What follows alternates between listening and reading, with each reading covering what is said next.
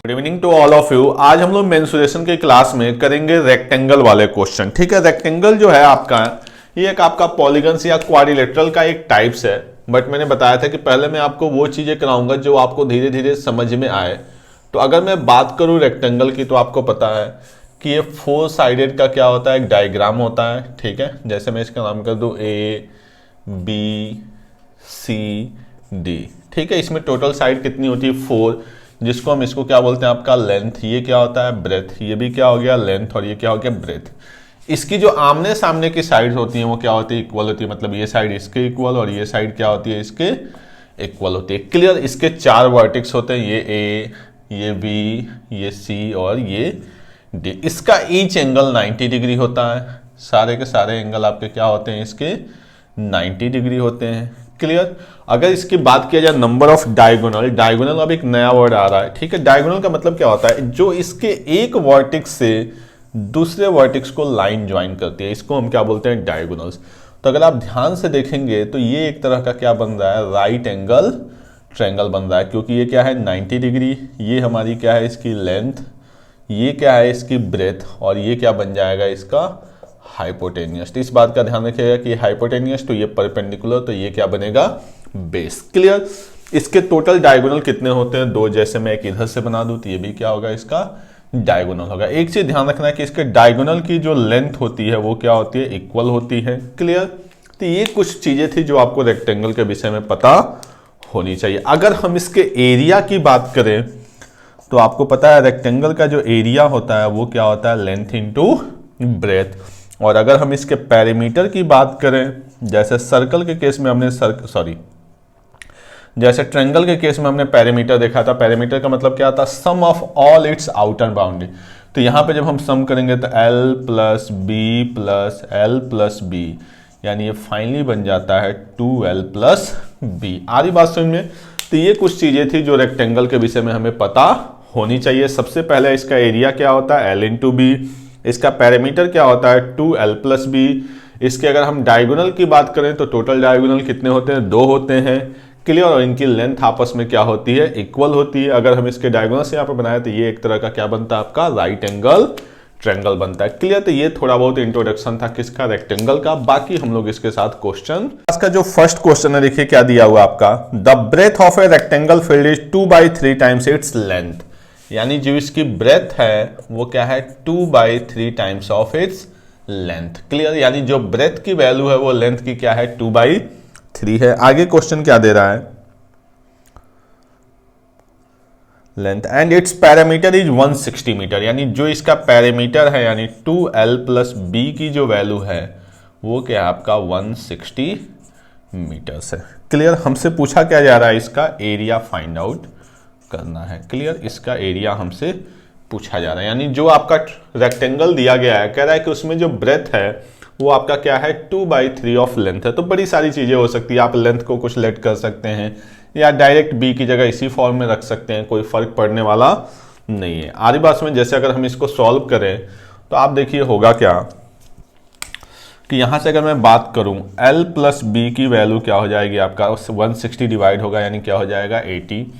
L की जगह हम L को रहने देंगे और B की जगह हम क्या लिख सकते हैं 2/3 ऑफ L इक्वल टू 80। इसको सॉल्व करेंगे तो 5L/3 इक्वल टू 80।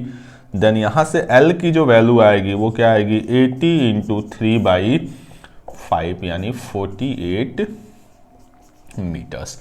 L अपना आ गया 48 मीटर्स। तो जो B की वैल्यू होगी वो 2/3 इंटू 48 यानी फाइनली वैल्यू क्या आ जाएगी 32 मीटर्स। क्लियर। हमसे जो क्वेश्चन में पूछा गया है वो आपका क्या पूछा गया है इसका एरिया। तो अगर हम इसके एरिया की बात करें तो क्या होता है L इंटू बी। L अपने पास है 48 और B की वैल्यू कितनी है आपकी 32। 32 पंजे 160 यानी 1600 में से हम 64 को माइनस कर लेंगे यानी 1536 मीटर स्क्वायर। क्लियर। तो इस सिंपल क्वेश्चन में क्या था कि जो ब्रेथ है वो लेंथ का क्या है 2/3, जो इसका पैरामीटर है वो क्या दिया हुआ आपका 160 मीटर्स।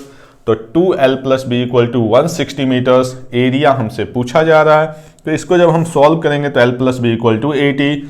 हमने क्या किया B की जगह 2/3L लिख लिया तो 3L प्लस 2L क्या बन गया 5L/3। की वैल्यू 80, यहाँ से L की वैल्यू निकल गया, जब L की वैल्यू निकल गई तो यहाँ से B की वैल्यू, एरिया हमें पता है लेंथ इंटू ब्रेथ। क्लियर? तो ये फर्स्ट क्वेश्चन था, नोट करें आप लोग। फिर हम लोग से क्वेश्चन क्या कर रहा है, one side of a rectangular field is 4 metre, यानी कोई रेक्टेंगुलर फील्ड है जिसकी एक साइड जो दिया गया है वो आपका क्या दिया गया है, 4 मीटर। क्लियर? यानी ये हो गया आपका 4 मीटर्स। आगे क्या कर रहा है, and its diagonal is 5 metre, जो इसका डायगोनल है वो क्या है आपका 5 मीटर्स, यानी ये हो गया लेंथ, ये हो गया ब्रेथ। क्लियर? हमसे क्या पूछ रहा है इसका, find area of the field. अब देखिए मैंने बताया था कि जब भी हम इसके डायगोनल की बात करेंगे तो ये आपका एक तरह का क्या बन जाएगा, राइट एंगल ट्रायंगल। तो ये हो गया 90 डिग्री। ये क्या है, हाइपोटेनियस, ये 5 है और ये 4 है। और मैंने आपको ऑलरेडी बता रखा है ट्रिपलेट 3 4 5, तो आप सॉल्व करें या ना करें, ये 5 है ये 4 है, तो इसकी वैल्यू क्या हो जाएगी 3 यूनिट। हमसे पूछा गया एरिया, देखिए कितना सिंपल क्वेश्चन है, लेंथ इंटू ब्रेथ, यानी 4 इंटू 3 क्या हो गया 12 मीटर स्क्वायर। क्लियर? तो ये भी बहुत सिंपल सा क्वेश्चन था। फिर आते हैं हम लोग नेक्स्ट क्वेश्चन पे। नेक्स्ट क्वेश्चन करा, the length and breadth of the floor of a room is 7.5 centimetre and 6 centimetre, यानी कोई फील्ड है रूम का, ये है आपका 7.5 सेंटीमीटर और दूसरा आपका दिया गया है कितना 6 सेंटीमीटर। इसकी जो ब्रेथ है वो क्या है 6 सेंटीमीटर। आगे करा, find area of 2 metre wide बरामदा running uniformly around the ground room, sorry, यानी इसके चारों ओर एक 2 सेंटीमीटर का बरामदा आपका घूम रहा है। क्लियर? इस तरह से, जिसकी जो कह रहा है कि find area of 2 centimetre wide बरामदा running uniformly around the room, यानी ये भी वैल्यू अगर सेंटीमीटर तो ये भी सेंटीमीटर में होगा। अगर ये मीटर में, यूनिट की मिस्टेक है इस क्वेश्चन में, ये मीटर में तो ये भी किस में होगा, मीटर में होगा। तो कह रहा है कि जो ये दिया गया है हमारा चारों ओर, इसकी हमसे पूछा जा रहा है एरिया। तो अब देखिए इसके बड़े सारे तरीके हो सकते हैं, मैं आपको एक एक करके बता रहा हूँ। ठीक है? अगर मैं सबसे पहले फर्स्ट वे की बात करूँ, मुझे इसका एरिया बताना है और कह रहा है कि जो इसकी विड्थ है यानी जो इसकी थिकनेस है वो कितना आपका 2 सेंटीमीटर। अगर हम सेंटीमीटर की बात करें तो आप देखिए, मैं इस वाले पार्ट की अगर लेंथ की बात करूं तो 7.5 सेंटीमीटर यहां तक था, 2 सेंटीमीटर इधर बढ़ा और 2 सेंटीमीटर इधर बढ़ा, यानी कितना हो गया आपका ये 11.5 सेंटीमीटर। क्लियर? ऐसे ही ये वाली वैल्यू कितनी थी 6, 2 इधर बढ़ी 2 इधर बढ़ी, यानी कितना हो गया आपका 8 सेंटीमीटर। यानी जो आउटर वैल्यू हमें दिख रही है उसकी लेंथ कितनी है 11.5 सेंटीमीटर और जो इसकी ब्रेथ है वो कितनी है 8 सेंटीमीटर। मुझे अगर इस पार्ट का एरिया चाहिए तो मैं क्या करूंगा, बाहर वाले एरिया में से इस अंदर वाले एरिया को क्या कर दूंगा माइनस। पहला वे ये हो गया, जैसे बाहर वाला एरिया यानी 11.5 इंटू 8, क्योंकि ये बाहर बड़ा सा क्या बन रहा है रेक्टेंगल, माइनस अंदर वाला एरिया 7.5 इंटू 6। 88 और 4 क्या हो गया आपका 92 माइनस 42 और 3 कितना हो गया आपका 45। अगर इसमें से हम इसको माइनस करेंगे तो ये हो जाएगा 7 और ये हो जाएगा आपका 45, यानी ये बन जाएगा फाइनली 47 सेंटीमीटर स्क्वायर। क्लियर? पहला तरीका ये था। ठीक है, कि हम सीधे सीधे क्या करेंगे, इसके डायमेंशन को चेंज करके बड़े वाले में से अंदर वाले के एरिया को क्या कर लेंगे माइनस। दूसरा तरीका ये हो सकता है कि हम पर्टिकुलर इसका एरिया निकाल लें। देखिए मैं कैसे बना रहा हूं, जैसे मैंने इसको ऐसे कर दिया, क्लियर, इस तरह से ये वाला पार्ट, क्लियर, कि मैं इसका एरिया निकाल लूं तो आपको पता है जितना इसका एरिया होगा उतना ही एरिया इधर का भी होगा। ये मैं सेकेंड वे बता रहा हूं यहाँ पे। ठीक है, तो आप देखिए कि यहां से यहां तक लेंथ कितनी है 11.5 और ये इसकी थिकनेस कितनी है 2। क्लियर? एक तरीका ये हो गया कि हम क्या करेंगे, सीधे सीधे आपका यहां से यहां तक की लेंथ कितनी बन गई थी 11.5 और इसकी जो थिकनेस है वो कितनी बन गई आपकी 2। क्लियर? ऐसे ही यहां से यहां तक की लेंथ कितनी है आपकी 6। अच्छा, एक मिस्टेक यहां पे हो गया जस्ट जब हम इसकी बात करेंगे तो ये 6 था तो 2 ये इधर भी बढ़ा और 2 ये इधर भी बढ़ा, यानी ये टोटल कितना हो जाएगा आपका 10 सेंटीमीटर। ठीक है, पिछला जो मैंने लिखा हुआ है यहाँ पे एक मिस्टेक हो गया, देखिए कि यहां से यहां तक 6 था तो 2 सेंटीमीटर इधर भी बढ़ा और 2 सेंटीमीटर इधर बढ़ा, यानी कितना हो गया 10। यानी आउटर वाले में जहां मैंने 8 लिखा था वहां पे वैल्यू क्या आ जाएगी आपकी 10। क्लियर? तो ये हो जाएगा 115 माइनस ये वैल्यू कितनी थी आपकी 45, यानी फाइनली जो आएगा वो आपका क्या आएगा 70 सेंटीमीटर स्क्वायर। बात समझ में आ रही है? देखिए पहले फिर से मैं रिपीट कर देता हूँ कि यहाँ से यहाँ तक 11.5 बना, क्योंकि 7.5 था, 2 इधर भी बढ़ा, 2 इधर भी बढ़ा, यानी 4 बढ़ गया, यानी 11.5। 6 ये था, 2 इधर भी बढ़ा, 2 इधर बढ़ा, यानी कितना हो गया 10। इसको 10 से मल्टीप्लाई किए तो बन गया 115। इसकी बात करेंगे तो ये कितना बन जाएगा 45। इसमें से हम इसको माइनस करेंगे यानी 70 सेंटीमीटर स्क्वायर। फर्स्ट में ये हो गया।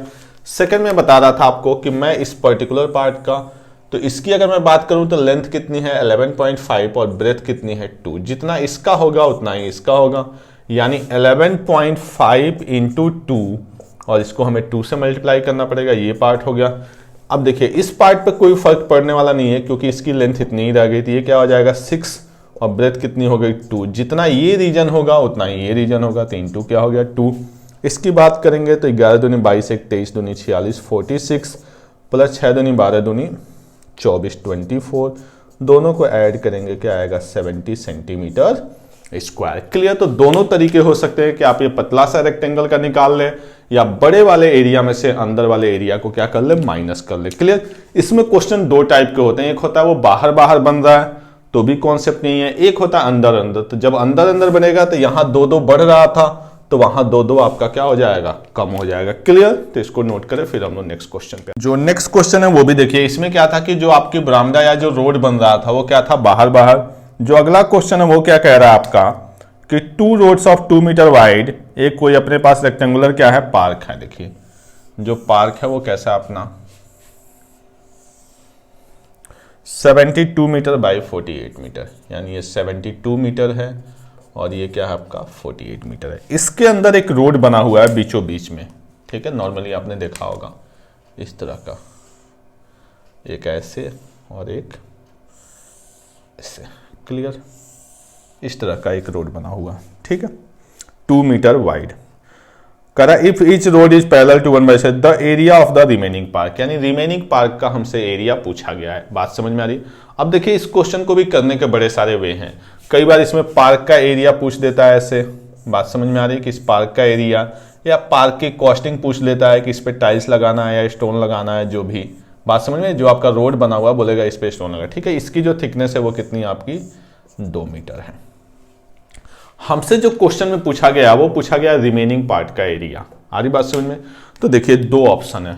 एक ऑप्शन ये है कि हम बड़े वाले पार्क में से, या सिंपल सी बात है पार्क में से हम रोड के एरिया को क्या कर दे माइनस कर दे। बात समझिए? जो पार्क का एरिया उसमें से रोड के एरिया को क्या कर दे माइनस कर दे। तो अब इसके लिए हमें रोड का एरिया चाहिए, तो वो देखिए क्या हो सकता है। रोड का एरिया मैं इस पार्ट की बात करूँ तो इसकी थिकनेस मुझे पता है 2 मीटर और इसकी जो लेंथ है वो कितनी है 48 मीटर। यानी इस पार्ट का एरिया अगर मैं लिखना चाहूँ तो 48 इंटू 2 यानी कितना आ जाएगा 96 मीटर स्क्वायर। क्लियर? ऐसे अगर मैं इस पार्ट का लिखना चाहूँ तो आप देखिए यहाँ से यहाँ तक इसकी लेंथ है और ये क्या है इसकी ब्रेथ है, तो क्या बन जाएगा 72 इंटू 2 यानी कितना हो जाएगा 144 मीटर स्क्वायर। अब इसमें एक छोटी सी प्रॉब्लम है जिसको आपको समझना होगा कि जो ये वाला पार्ट है ये दोनों साइड आ रहा है। बात समझ में आ रही है? हमने इसमें भी इसको निकाला हुआ है और इसमें भी इसको निकाला हुआ है। तो इस पार्ट की अगर मैं एरिया की बात करूं तो ये एरिया देखिए इधर से इधर भी 2 और इधर से इधर भी 2, यानी टोटल एरिया क्या हो जाएगा 4।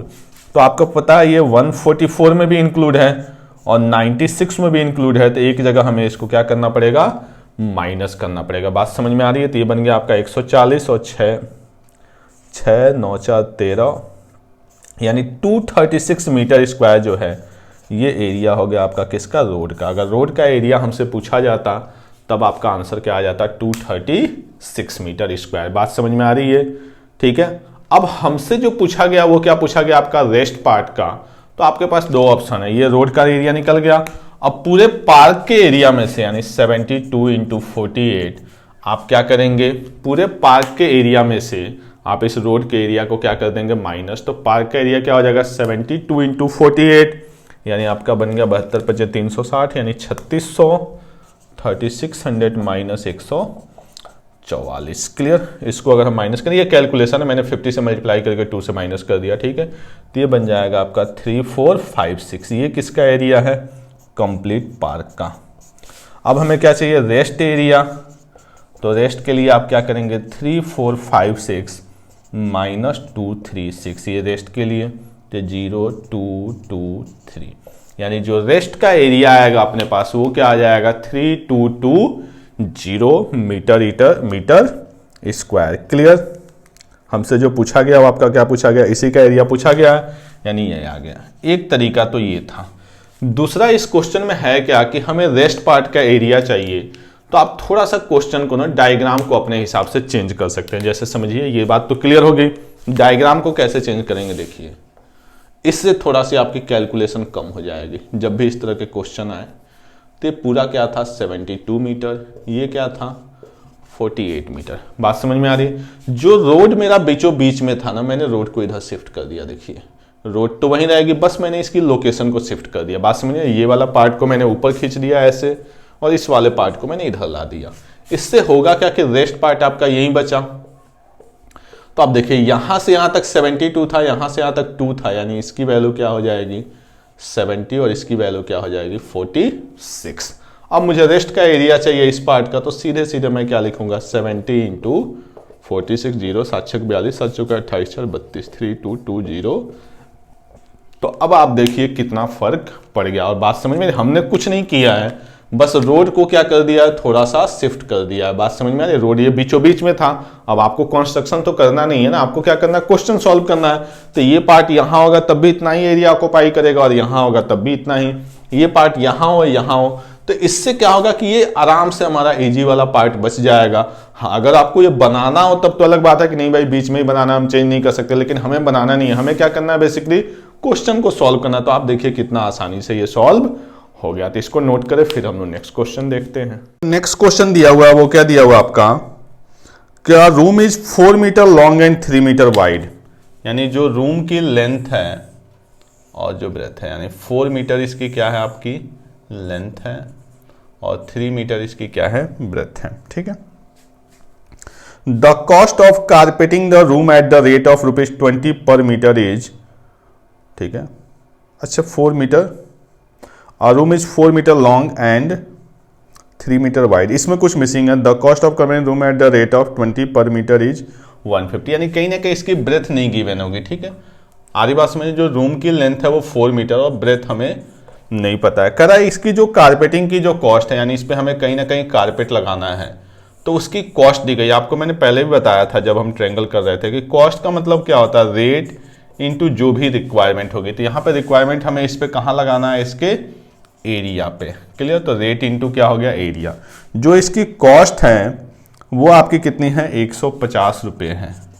कॉस्ट कितनी है 150 रुपये, और जो इसका रेट दिया गया है वो आपका क्या दिया गया है ₹20 पर मीटर।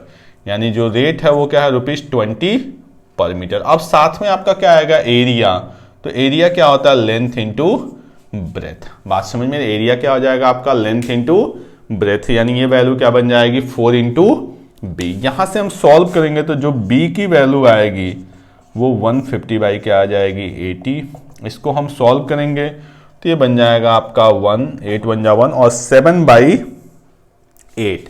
आई बात में इसकी वैल्यू क्या बन जाएगी आपकी 7/8, यानी ये बन जाएगा आपका 8 टाइम 64 6 0 8 7 56, यानी 1.875 मीटर इसकी क्या आ जाएगी ब्रेथ आ जाएगी। ये क्वेश्चन था उसमें कुछ मिसिंग था, तो आप सिंपल समझिए कि ये इसकी क्या है लेंथ है और ये इसकी क्या है ब्रेथ है। तो हमें कहीं ना कहीं जो कारपेटिंग करनी है वो इसके एरिया पे करनी है।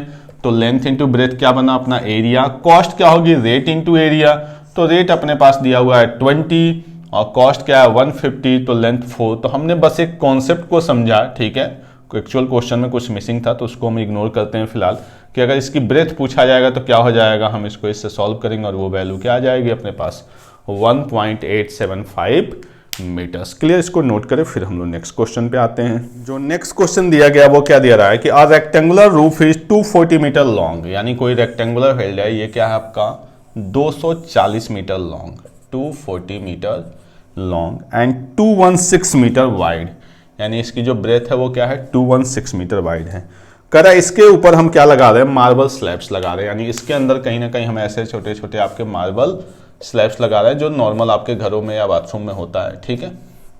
कहता है जो स्लैब है उसकी लेंथ और ब्रेथ जो है वो 6/5 है, यानी जो हम स्लैब इसके अंदर लगा रहे हैं वो क्या है 6/5 है। क्लियर। हमसे जो क्वेश्चन में पूछा जा रहा है वो आपसे पूछा जा रहा है कि कितने स्लैब लगाने पड़ेंगे। तो अब देखिए क्वेश्चन एकदम सिंपल है, आपको पता है कि ऐसे ही स्लैब से ये मिलके बना होगा, तो जो ये एरिया होगा उसको ये स्लैब का एरिया कवर कर रहा है। तो एक स्लैब का एरिया अगर मैं बात करूं स्लैब का, तो ये आपका क्या हो जाएगा 6 × 5।